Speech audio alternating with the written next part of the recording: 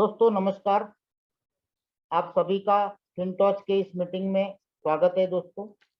और जितने भी आज हमारे नए गेस्ट आए हैं उनसे मैं रिक्वेस्ट करना चाहूंगा वो लोग इस प्रोजेक्ट को ध्यान से देखें, ध्यान से समझे, क्योंकि ये प्रोजेक्ट पहली बार इतना शानदार तरीके से आया है कि आज तक आपने ऐसा प्रोजेक्ट कभी भी नहीं देखा है। क्या आपने कभी देखा किसी इन्वेस्टमेंट प्लान के अंदर कि कभी शटडाउन न होने वाला प्रोजेक्ट? क्या ऐसा प्रोजेक्ट जहां पे P2P वर्क करता है? क्या ऐसा प्रोजेक्ट जहां पे ओनर की जरूरत नहीं है, उसके बावजूद भी रेवेन्यू जनरेशन है? केवल दुनिया के अंदर पहला ऐसा प्रोजेक्ट है जिसकी थीम बिल्कुल सिक्योर तरीके से बनाई गई है। तो दोस्तों आपका स्वागत है फिनटॉच की इस अद्भुत प्रोग्राम में। दोस्तों फिनटॉच कैलिफोर्निया बेस्ड कंपनी है, आपके सामने एड्रेस दिख रहा है। उसके अलावा लेटेस्ट कंपनी ने सिंगापुर में भी अपनी ऑफिस ओपन की है और हो सकता है मंडे को आपको सिंगापुर का पूरा वीडियो एड्रेस के साथ दिया जाएगा। सारा कुछ फाइनल हो गया, सारा कुछ रेडी हो चुका, क्योंकि अमेरिका हम सबके लिए बहुत दूर है, लेकिन सिंगापुर काफी सारे इंडियंस जाते हैं आते। दोस्तों फिनटॉच क्या है? फिनटॉच एक ब्लॉकचेन है, जैसे BSC चेन है, इथेरियम चेन है, ट्रॉन चेन है, वैसे फिनटॉच की भी अपनी खुद की चेन है।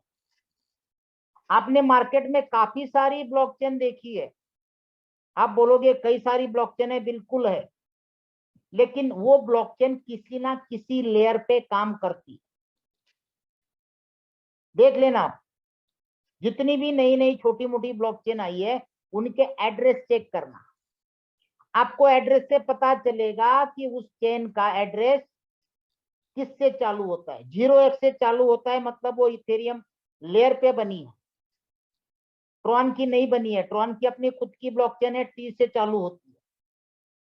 BSC के भी अपनी 0x से चालू होती है, लेकिन फिनटॉच की अपनी F से चालू होती है। ये किसी भी लेयर पे नहीं बनाई गई है। तो सबसे बड़ी बात यह है कि एक हाइब्रिड सिक्योरिटी टेक्नोलॉजी पे बनी हुई ब्लॉकचेन।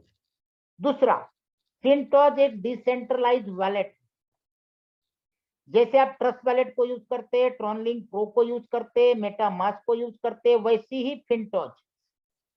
फिनटॉच के 12 फ्रेज आप दुनिया के किसी भी वॉलेट में इंटीग्रेट कर सकते हो, उसको यूज कर सकते हो और दोनों जगह से आप ट्रांजेक्शन कर सकते हो। आपको एक्सपेरिमेंट करना है, कर लीजिएगा।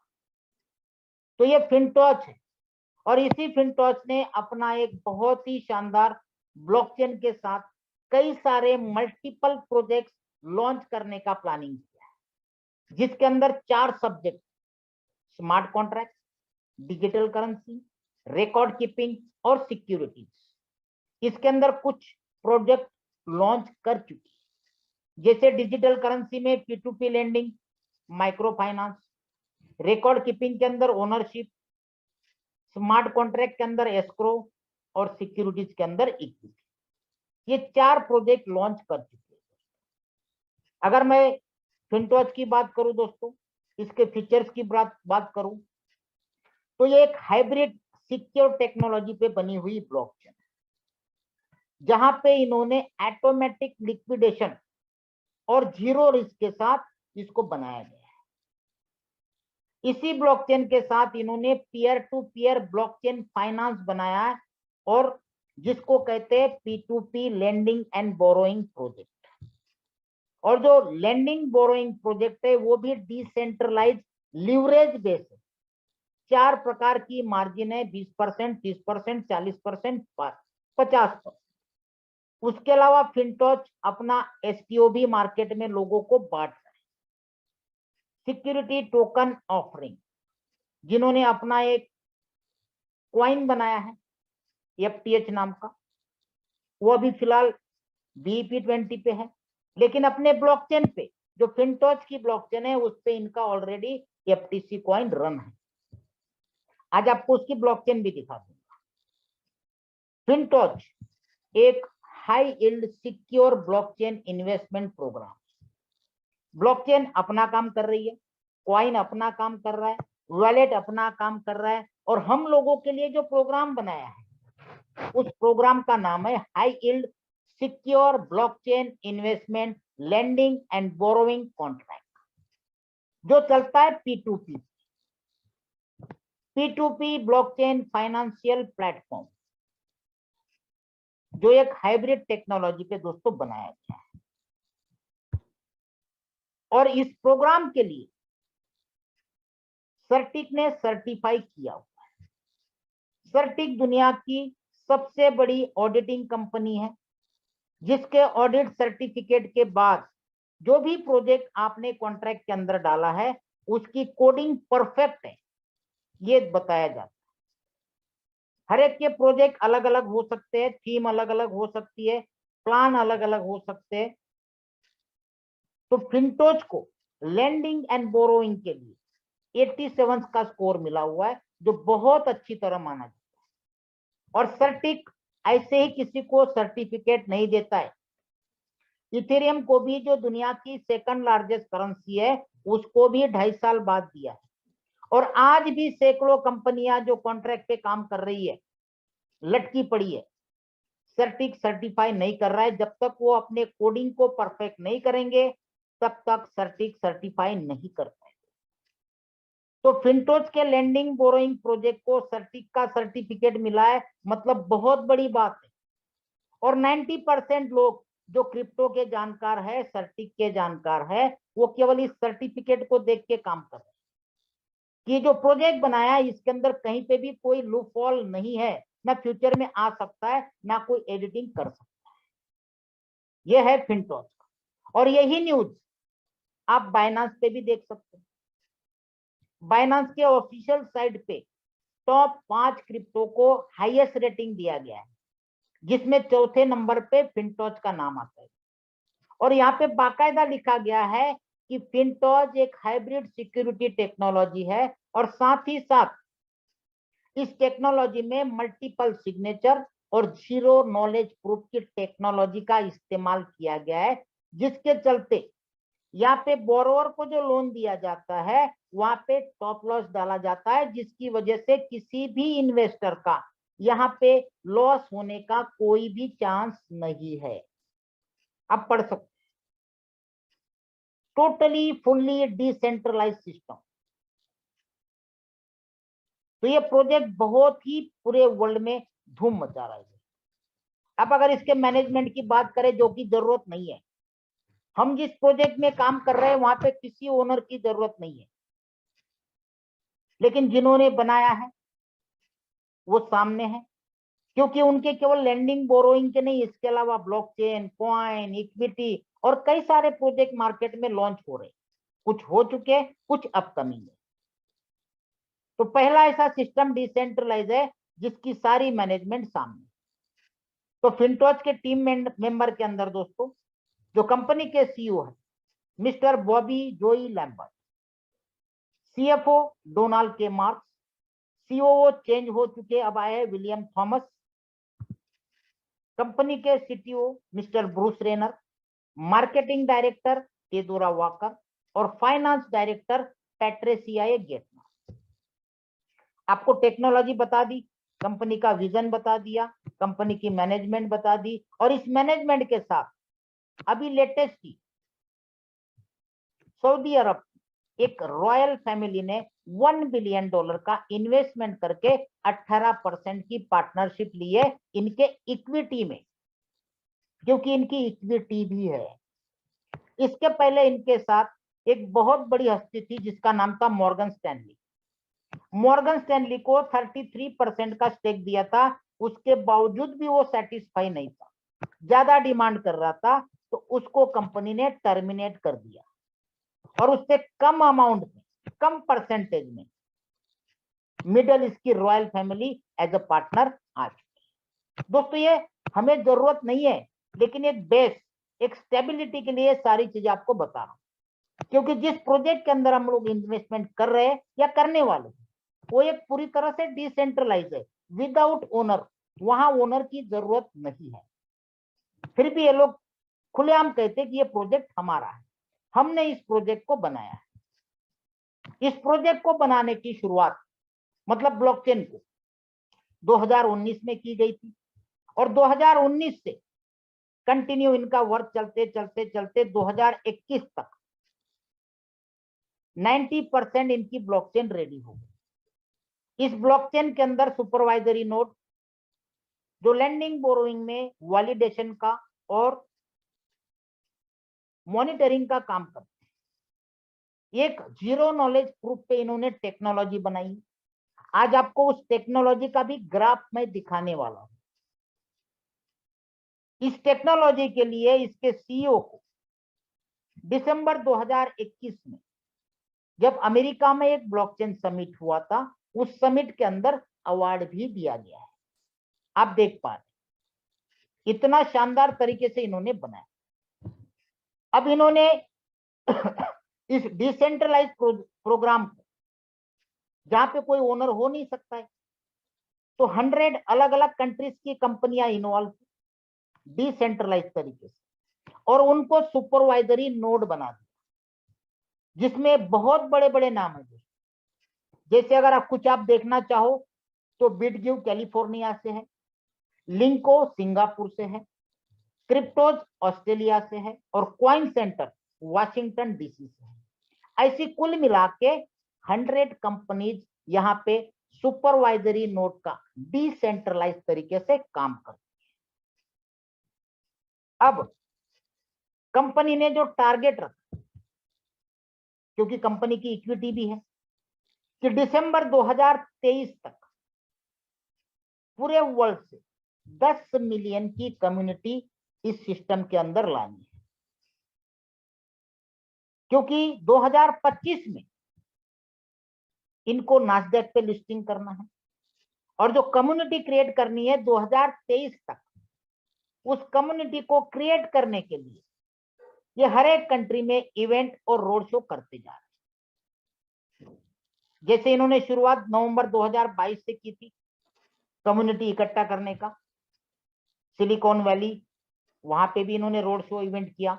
London, Toronto, Singapore, Kuala Lumpur, Beijing, Shanghai, Tokyo, Seoul, Seoul के बाद इंडोनेशिया, इंडोनेशिया के बाद वियतनाम, और वियतनाम के बाद इस महीने 13 तारीख को मलेशिया में भी रोड शो और इवेंट होने जा रहा है, पेट्रॉन ट्विन टावर में, जो मलेशिया की सबसे बड़ी बिल्डिंग है, जैसे दुबई में बुर्ज खलीफा है।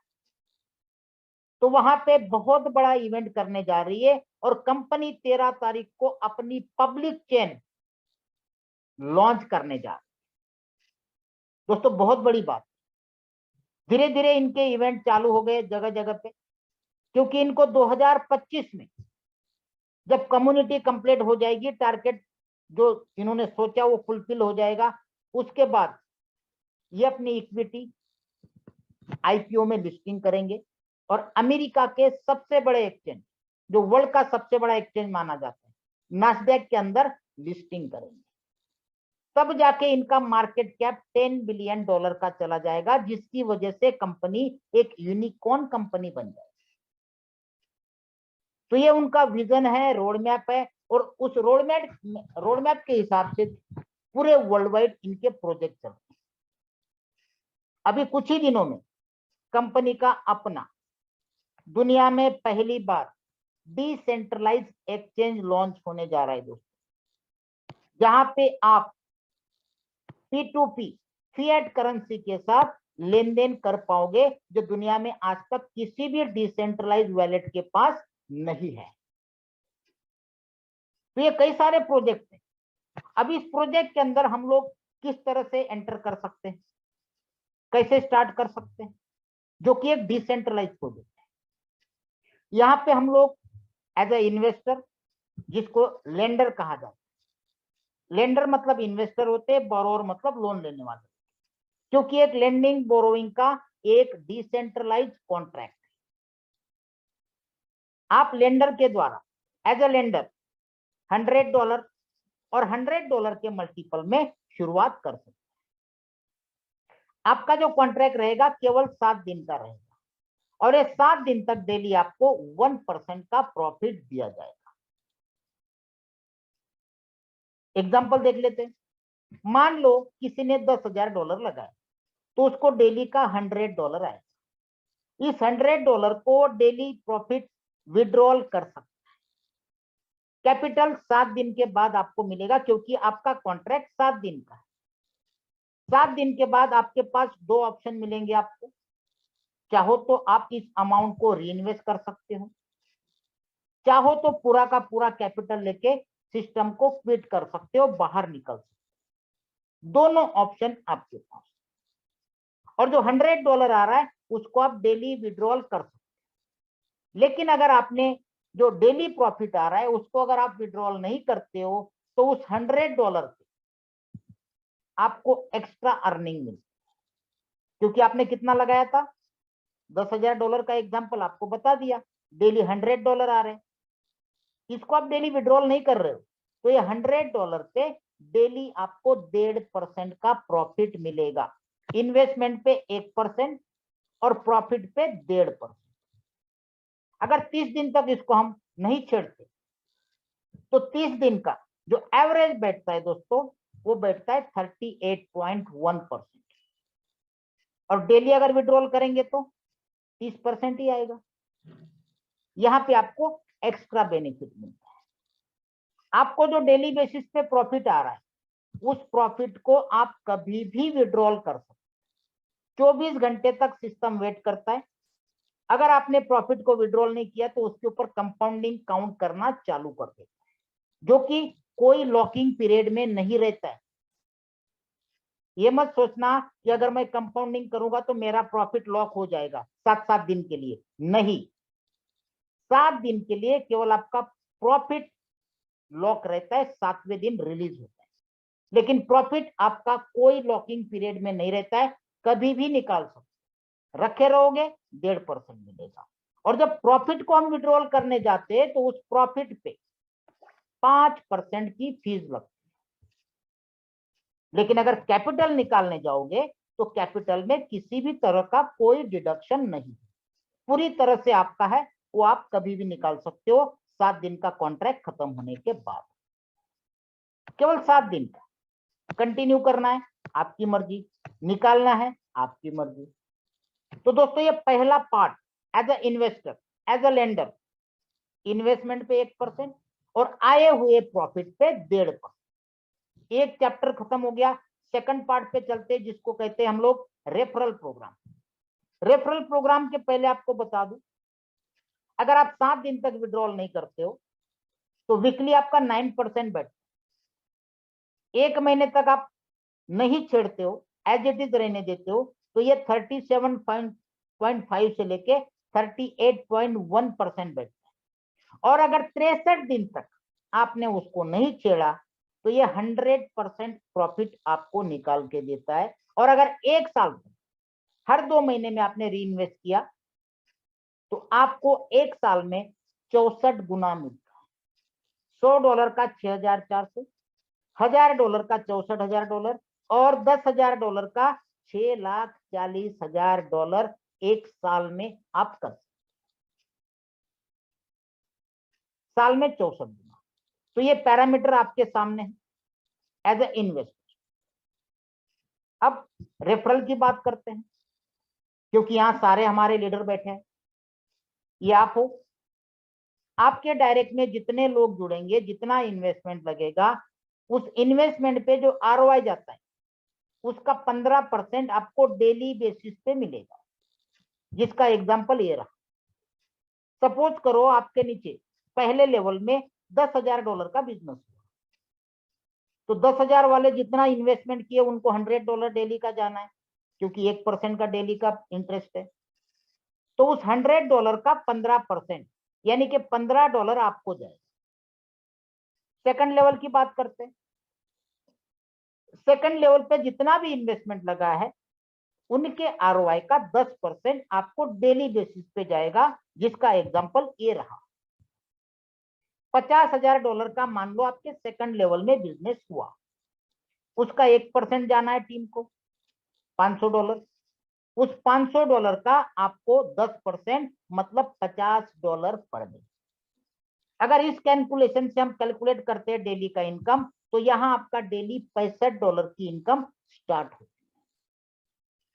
केवल 2 लेवल का रेफरल प्रोग्राम, सिर्फ 2। पहले लेवल पे आरओआई का 15% और दूसरे लेवल पे आरओआई का 10%। ओके, अब चलते हैं रैंकिंग पे। कंपनी ने लीडर्स के लिए टीम मैनेजमेंट इंसेंटिव रखा हुआ है, उसको हम कहते हैं रैंकिंग।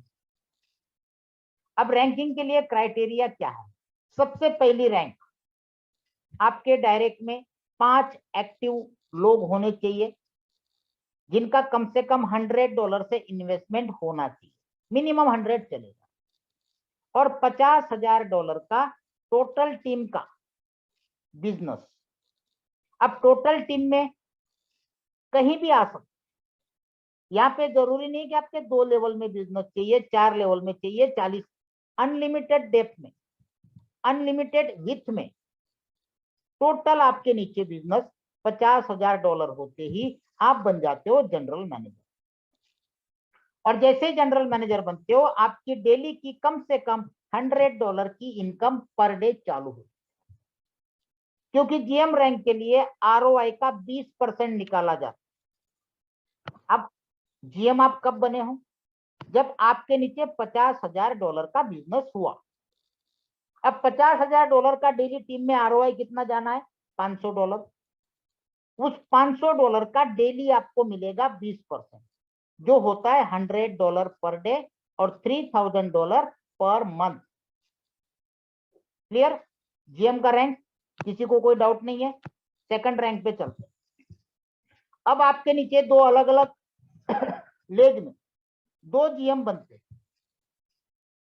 अलग अलग लेग में, क्योंकि जब आपकी 5 लेग बनी थी, 5 डायरेक्ट किए थे, $50,000 का बिजनेस किया था, तब जाके आप जीएम बने। इसका मतलब आपकी 5 लेग खुल चुकी है। उस 5 लेग में से किसी भी 2 लेग में, लेग आपकी ज्यादा भी हो सकती है, 50-100 डायरेक्ट भी हो सकते हैं, कोई दिक्कत नहीं, उसमें से किसी भी 2 लेग में 2 जीएम और $1.5 लाख का बिजनेस बनते ही आप बन जाते हो वाइस प्रेसिडेंट। और वाइस प्रेसिडेंट की डेली की इनकम $250 से $300 पर डे। यहाँ पे आरओआई का 30% वीपी रैंक को दिया जाता है, तो ये $450 होना चाहिए, क्योंकि $1.5 लाख का पर डे का 1% $1,500 आता है। और अगर मैं $1,500 का 30% वीपी के लिए कैलकुलेट करूं दोस्तों, तो ये $450 होता है। लेकिन यहाँ पे मैं 250 से 300 बता रहा हूँ, वो इसलिए कि उसमें से जो आपके नीचे 2 जीएम बने हैं, उनका कमीशन माइनस होने के बाद जो बचता है वो आपका है। या फिर अलग लेग में 2 के अलावा उन सभी लेग से आपको 30% मिलता है। कल आपको उसका भी एक चार्ट दिखा दूंगा, कल मैं सुबह गैप कमीशन का भी एक चार्ट बना के आपको समझाऊंगा। तीसरी रैंक आती है, जिसके लिए आपके टीम में अलग अलग लेग में 2 वीपी चाहिए और $5 लाख का बिजनेस चाहिए। ये डायरेक्ट हो इनडायरेक्ट हो, आपके टीम में कहीं पे भी क्वालिफाई करे, ये आपका काउंट होता है। अलग अलग लेग में 2 वीपी और $5 लाख का बिजनेस, आप बन जाते हो सीनियर वाइस प्रेसिडेंट। और सीनियर वाइस प्रेसिडेंट बनते ही आपका डेली का $600 से $1,500 का पर डे का इनकम चालू होता है। और दोस्तों मेरा ये लगभग डेली का $1,000 पर डे आ रहा है, पर डे $1,000, क्योंकि यहाँ पे आपको टोटल आरओआई का 40% दिया जाता है, जिसमें से 2 वीपी का माइनस होता है। वैसे नॉर्मली कैलकुलेट करोगे तो ये 2,000 होना चाहिए, 5,000 का 40%, लेकिन 2 वीपी का माइनस होता है, इसलिए एवरेज दिए 600 से 1,500। क्लियर? कैलकुलेटेड प्लान है पूरा। एक एक आप पूछोगे कि भाई टोटल डिस्ट्रीब्यूशन कितना है, वो भी निकाल के दिखा सकते। इसके बाद चौथी रैंक आती है, जिसके लिए आपके टीम में अलग अलग लेग में 2 सीनियर वीपी और $20 लाख का बिजनेस। ये कम्युलेटिव है, नेक्स्ट नेक्स्ट नहीं है। 50 के बाद 1.5 करना है तो नया 1 लाख ही चाहिए, 1.5 के बाद 5 लाख करना है तो नया 3.5 लाख ही चाहिए, और 5 के बाद 20 करना है तो नया 15 लाख ही चाहिए। जैसे ही 20 लाख होता है, 2 सीनियर वीपी अलग अलग लेग में निकलते हैं, तो आप बन जाते हो एग्जीक्यूटिव डायरेक्टर। और एग्जीक्यूटिव डायरेक्टर की पर डे की इनकम 1500 से $5000 पर डे आती है दोस्तों। इसके बाद लास्ट रैंक आती है, जिसके लिए आपके 2 अलग अलग लेग में 2 एग्जीक्यूटिव डायरेक्टर और $60 लाख का बिजनेस, तो आप बन जाते हो मैनेजिंग डायरेक्टर। और मैनेजिंग डायरेक्टर की पर डे की इनकम $13,000 से लेके $30,000, क्योंकि यहाँ पे टोटल आरओआई का 60% निकाला जाता है। मतलब रैंकिंग में कुल मिला के जितना भी बिजनेस हुआ है उसका 60% बांटा जाता है रैंकिंग में, आरओआई का 60%, जो 20% जीएम में, 30% वीपी में, 40% सीनियर वीपी पे, 50% एग्जीक्यूटिव डायरेक्ट पे और 60% मैनेजिंग डायरेक्ट। मतलब हर एक रैंक में 10-10% का गैप, इसको बोलते हैं गैप कमीशन। तो रैंकिंग क्लियर हो गया। अब कई बार ऐसी कंडीशन आती है कि जीएम के नीचे जीएम बनता है, उस कंडीशन में क्या होगा? जब तक आप जीएम है आपको डेली का कम से कम $100 आ रहा है।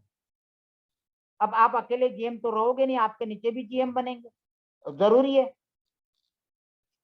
जैसे आपके नीचे कोई जीएम बनता है, अब वो ले जाएगा $100, आपका क्या, आपको उसका 20% मिलेगा। जो भी जीएम का मैनेजमेंट बोनस बनता है उसका 20%। वही कंडीशन जीएम पे भी एमडी पे भी लागू होती है। जब तक आप एमडी थे आपको $30,000 तक डेली आ रहा था। अब आपके नीचे भी कोई एमडी बन गया, बनने ही वाला है, आज नहीं तो कल। तो ऐसे आपके नीचे जब कोई एमडी बनता है तो वो ले जाएगा 30,000। तो ऐसे एमडी को कंपनी अपने डेली प्रॉफिट का 10% देती है। सारा कुछ डिसेंट्रलाइज है, मैन्युअल चीज कोई नहीं है, सब कुछ अंदर डाला गया है। क्लियर हो गया? अब चलते आगे। जैसे आज आपको मैंने फोटो भेजी कि आज एक व्यक्ति दिल्ली से खुद अपना इन्वेस्टमेंट करके जीएम रैंक अचीव किए। तो काफी सारे लोगों के कॉल आते हैं कि सर मैं खुद का इन्वेस्टमेंट करके जीएम बनना चाहता हूं, तो आप मुझे स्ट्रक्चर बताइए कि मैं किस तरह से स्ट्रक्चर लगाऊं। तो इसीलिए आज दोबारा मैंने ये स्ट्रक्चर आपको दिखाने जा रहा हूं। जैसे आप हो, एग्जाम्पल के लिए मैंने $1000 दिखाया, आप $100 से स्टार्ट कर सकते। $1000 मान लो आपने लगाया, तो यहाँ पे आपको डेली का $10 आना है, आरओआई 1%। इसके नीचे 1000 की 5 एंट्री, आप 100 की 5 लगा सकते हो। एग्जाम्पल पे दिखाया मैंने आपको। तो 5000 का डेली $50 आरओआई ये आना है। और इसके नीचे लगाया आपने किसी भी एंट्री के नीचे $50,000, इसका भी डेली 500 आना है। ये तो हो गया आपने लगाया हुआ इन्वेस्टमेंट का आरओआई। प्लस कमीशन देखते हैं। 5000 जो 100 हजार डॉलर की 5 एंट्री लगाई थी, उसका ऊपर 15% जाना है। $50 का 15% मतलब डेली का $60.5। नीचे जो 50,000 डाला है उसका ऊपर वाली आईडी में 10% जाना है, 500 का 10%, $50 डेली का।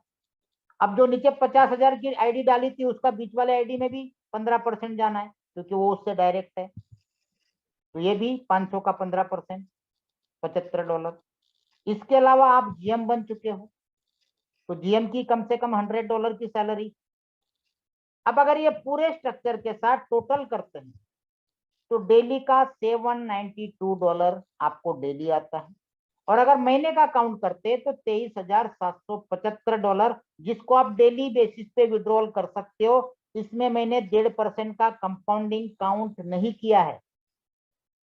ये मैंने आपको डेली की इनकम बताओ, डेली विड्रॉल कर। तो कोई इन्वेस्टमेंट करके जीएम बनना चाहता है उनके लिए चलते हैं। दोस्तों आपको सारा प्रोजेक्ट बता दिया। इन्वेस्टमेंट पे 1%, प्रॉफिट पे 1.5%, रेफरल इनकम 2 लेवल की, रैंकिंग 5, जीएम रैंक कैसे बनना है ये बता दिया। अब सवाल आता है कि भाई साहब ये सारी बातें तो बहुत बड़ी बड़ी बता रहे हो, लेकिन ये आएगा कहां से, क्या झोल है, कब तक चलेगा? 2 महीना खींच लेगा, 3 महीना खींच लेगा, 2023 निकाल लेगा। कब तक किया जा सकता है? क्या 7 दिन के बाद निकलना सही रहेगा?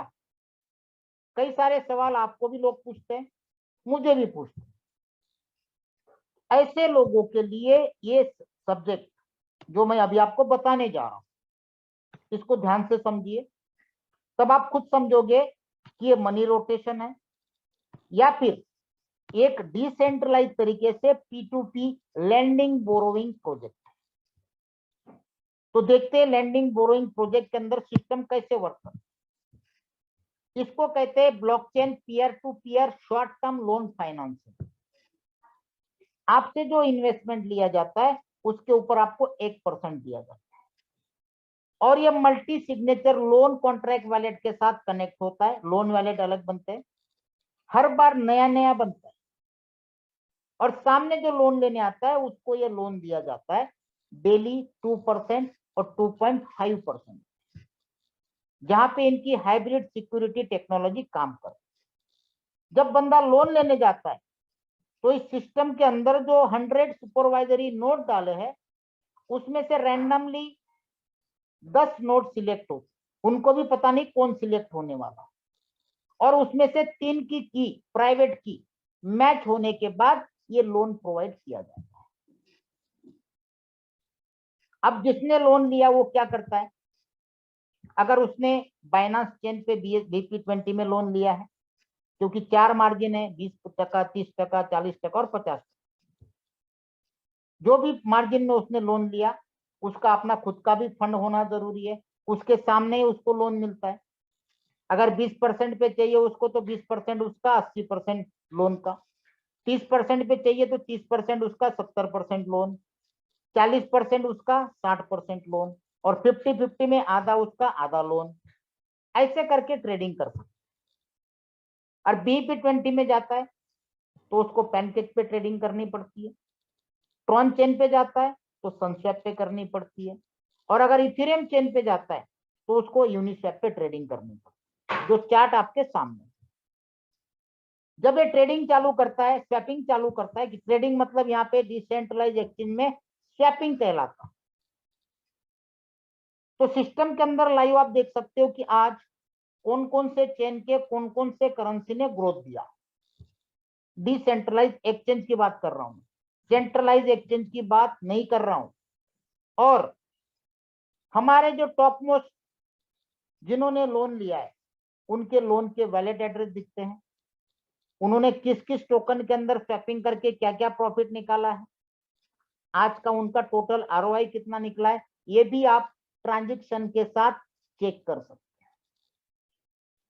ये पूरा आपको दिखाई देता है P2P। अब P2P की मैं एक एग्जांपल आपको और देना चाहता हूं दोस्तों। यहां बैठे हुए मैक्सिमम लोग बाइनांस के अंदर P2P बाय सेल करते हैं। USDT बाय करना है तो अकाउंट से हम लोग बाय करते हैं। क्या आप लोगों में से जब भी आप P2P बाइनांस पे करते हो तो क्या आपका पैसा बाइनांस में जाता है? आप बोलोगे नहीं, वो सामने जो सेलर रहता है उसके UPI में, IMPS में, बैंक अकाउंट में हम लोग डालते, ठीक है, क्योंकि वो सेंट्रलाइज है इसलिए नाम दिखते हैं। अब जब उसको पेमेंट मिल जाता है तो वो क्या करता है? आपको डायरेक्ट नहीं भेजता है, वो भेजता है आपके वैलेट में।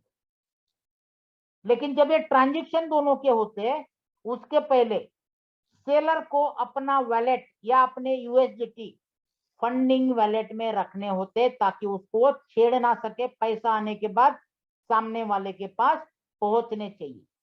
अगर आपका फंड सेलर का स्पॉट वैलेट में पड़ा है तो क्या वो सेल के लिए लगा सकता है? नहीं लगा सकता है। अब इसके अंदर बाइनांस क्या करता है? ना तो आप बाइनांस को पेमेंट दे रहे हो, ना बाइनांस आपको USDT दे रहा है। बाइनांस एक माध्यम है, एक मीडिया का काम करता है। जब कई दोनों में दिक्कत होती है तो उस चीज को सॉल्व करता है बाइनांस, क्योंकि उसने आपके USDT फंडिंग में डाल रखे, जहां से आप ट्रेड करने के बाद निकाल नहीं सकते हो। कल उठ के आप पैसा लेने के बाद मुकर जाओगे तो वो दोनों के ट्रांजैक्शन चेक करने के बाद जिसका सही रहेगा उसको फंडिंग वैलेट से अपने आप रिलीज कर देता है। वो हो गया सेंट्रलाइज सिस्टम। वही सेम सिस्टम यहाँ पे दोस्तों किया जाता है, वो भी आपको मैं चार्ट के द्वारा दिखाऊंगा। प्रॉफिट में क्या दिक्कत आती है और लॉस में क्या दिक्कत आती है। दोनों कंडीशन में एज अ लेंडर हम लोग लॉस नहीं करते। उसका एक एग्जांपल देख लेते, उसके बाद मैं आपको चार्ट दिखाऊंगा लोन कैसे प्रोवाइड किया जाता है। ये फिनटोच है, जस्ट लाइक बाइनांस, ये एक मीडिएटर। हम लोग क्या है, लेंडर है, हम इन्वेस्टर है। हम क्या करते हैं, इन्वेस्टमेंट करते हैं जिसके ऊपर हमें 1% डेली का मिलता है। क्लियर। बोरोवर क्या करते हैं, लोन लेते हैं। बोरोवर मतलब कौन, ट्रेडर। जब ये लोन लेते हैं इनके लिए क्या कंडीशन है, 1 दिन के लिए लेते हैं तो 2.5% और 7 दिन के लिए लेते हैं तो 2% पर डे। 4 मार्जिन आपको बता दी, 20, 30, 40, 50। अब इसमें से हम 50-50 का कैलकुलेशन देखते हैं। यहाँ पे क्या होगा, जितना आपके पास बैलेंस है उतना ही लोन आप वहां पे ले सकते।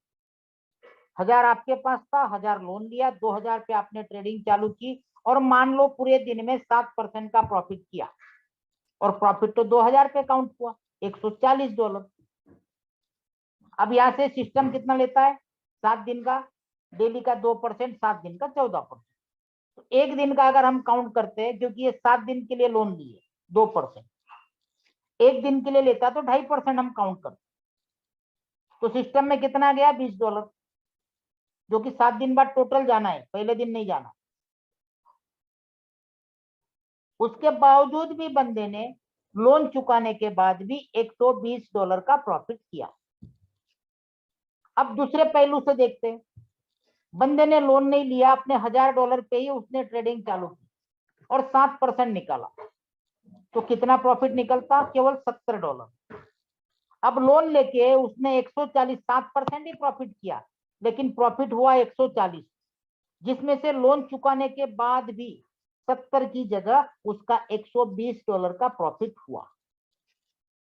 ये हो गया प्रॉफिटेबल काम, मतलब इसको बोलेंगे जीत गया, विन कर लिया। लेकिन जरूरी है हर बार आदमी ट्रेड करेगा और प्रॉफिट ही कमाएगा, क्योंकि किसी भी डिसेंट्रलाइज एक्सचेंज में जो भी लिक्विडिटी प्रोवाइडर बनते हैं, क्योंकि ये बंदा एज अ लिक्विडिटी प्रोवाइडर बनता है, ट्रेडिंग नहीं करता है। और किसी भी डिसेंट्रलाइज एक्सचेंज में लोग अलग अलग करेंसी का स्वैपिंग करते हैं दोस्तों, ट्रेड नहीं लगाते, सीधा स्वैप करते। और ये लोग क्या करते, लिक्विडिटी प्रोवाइडर बनके खड़े रहते, इसलिए इनको यहाँ पे ज्यादा प्रॉफिट होता है। नॉर्मल एक्सचेंज से डिसेंट्रलाइज एक्सचेंज में स्वैपिंग चार्जेस आप चेक करना हमेशा ज्यादा रहते हैं और रेट भी डिफरेंट रहता है, आप चेक कर लेना। तो यहां से ये लोग प्रॉफिट करते। मान लो कभी लॉस कर दिया, स्वैपिंग में तो लॉस नहीं करेगा, लेकिन जिस करेंसी का उसने लिक्विडिटी प्रोवाइडर बनके फंड रखा है वो करेंसी डाउन आ गई, ट्रेड में लॉस नहीं किया उसने, रेट डाउन हो गया। अब जब रेट डाउन हो गया मान लो, तो उसने जो ट्रेड लगा था कि मुझे ये रेट में निकालना है, लॉस होना चालू हो गया। जैसे ही उसका लॉस 30% के नीचे जाता है तो उसका ट्रेड अपने आप क्लोज हो जाता है, क्योंकि बाइनांस का न्यूज आपको दिखाया कि ये डिसेंट्रलाइज सिस्टम ऐसा बनाया कि इस सिस्टम के अंदर ऑटोमेटिक स्टॉप लॉस रखा गया है मार्जिन के हिसाब से, 30% की लिमिट। जैसे 30% लॉस हुआ उसका ट्रेड क्लोज हो गया, मतलब $600 का बंदे ने लॉस कर लिया। ये बहुत रेयर केस में होता है, अगर ये ज्यादा होता तो बोरोवर लोन लेने आते ही नहीं। फिर भी मैं दोनों किससे आपको बता रहा हूं, पॉजिटिव नेगेटिव। अब इस कंडीशन में क्या होगा, $600 का लॉस हो गया, $1400 बच गया। अब सिस्टम ऑटोमेटिक अपना $1000 ले लेगा जो लोन लिया था और 7 दिन का इंटरेस्ट लेगा, क्योंकि कॉन्ट्रैक्ट आपका 7 दिन का था, भले आप 1 दिन में लॉस करो।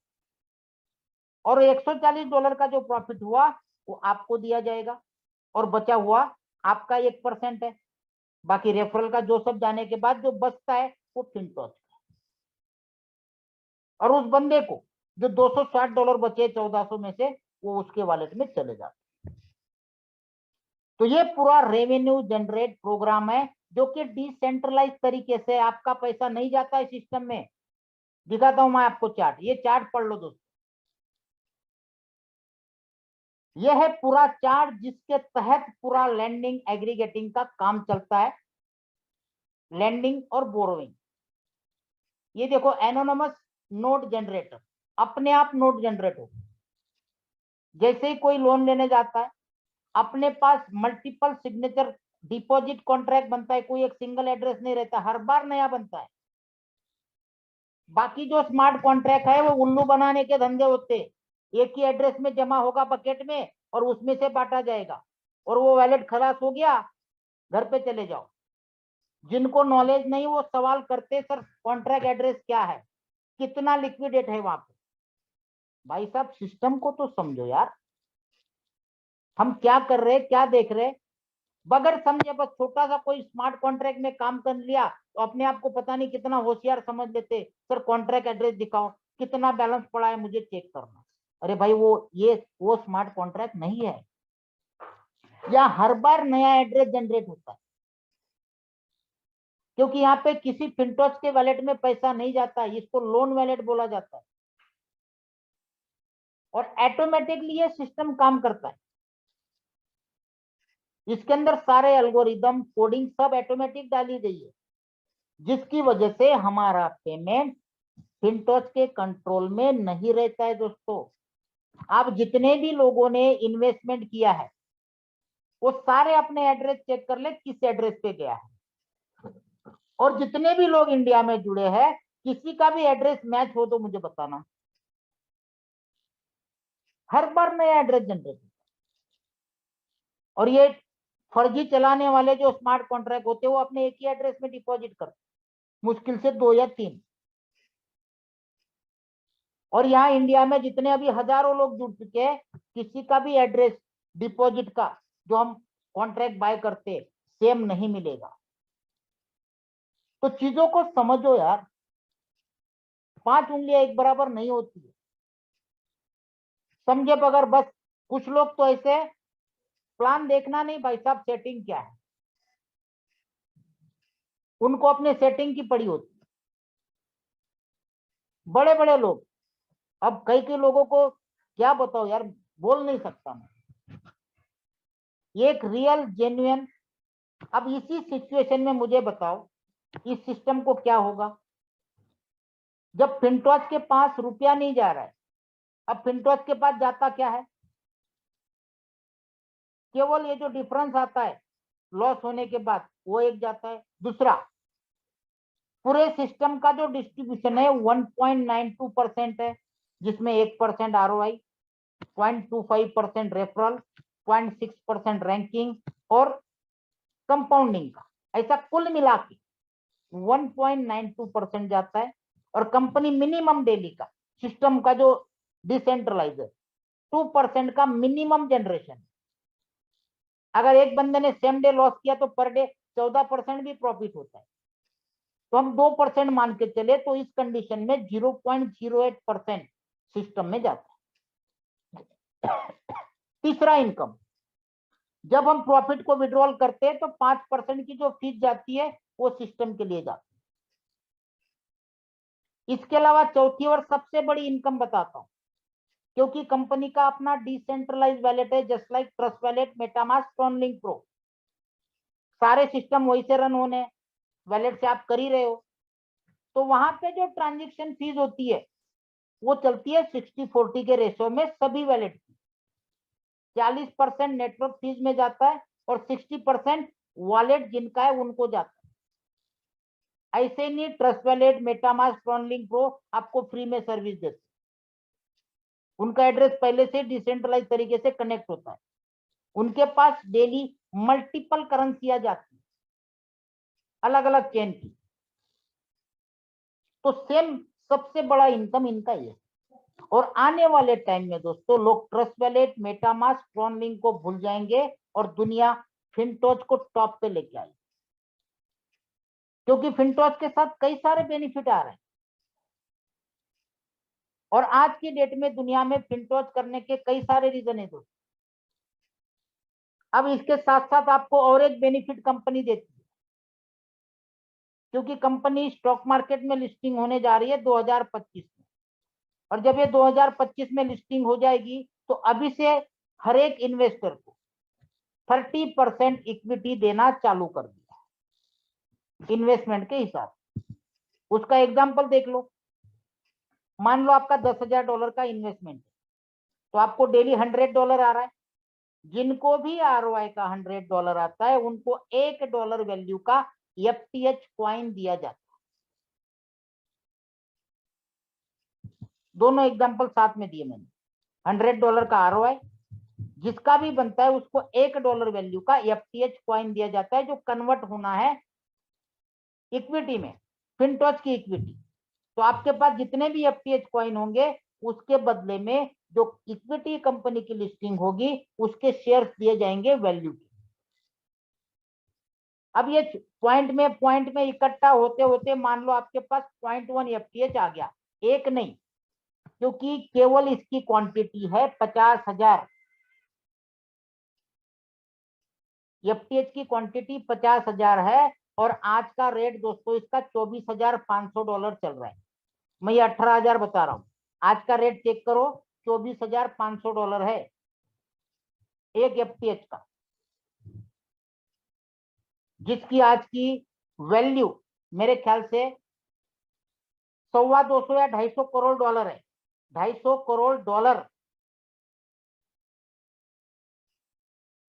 तो आपके पास 0.1 है तो $1,800 का मान के चले, आज की डेट के हिसाब से $2,400, लेकिन हम 1800 का कैलकुलेशन करते।